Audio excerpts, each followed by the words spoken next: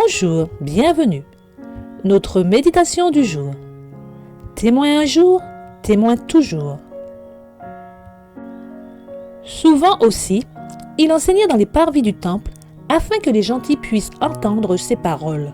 L'attention des gens était attirée, tant les enseignements du Christ étaient différents des explications données sur les Écritures par les scribes et les pharisiens.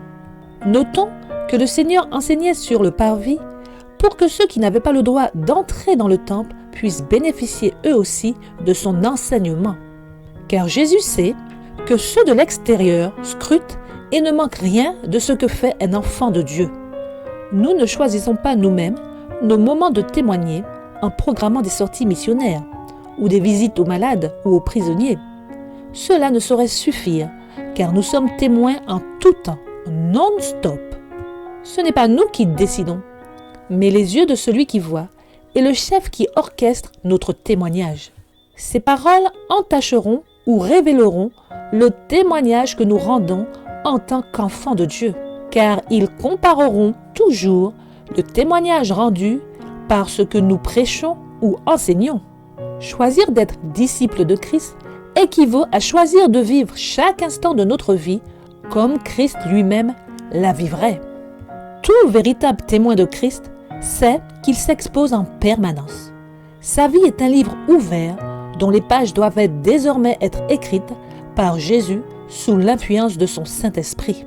Nous devons porter le fruit de l'Esprit, l'amour qui seul produit la joie, la paix, la patience, la bonté, la bienveillance, la foi, la douceur et la tempérance.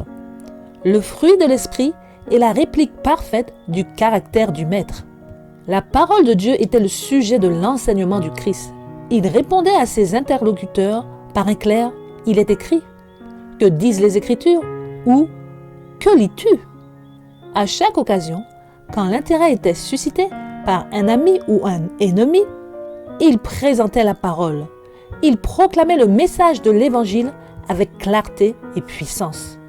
Oui, mes amis, la parole de Dieu est et doit être pour chacun de nous l'unique source qui fait jaillir en nous le caractère de Christ, notre passeport pour le ciel.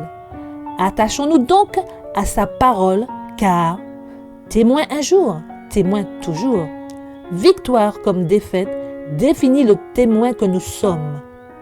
Que notre réputation n'entache point le caractère de Christ et que notre Dieu puisse nous aider à lâcher prise et laisser le Fils de Dieu vivre pleinement en nous par la présence de son Esprit Saint dans nos vies.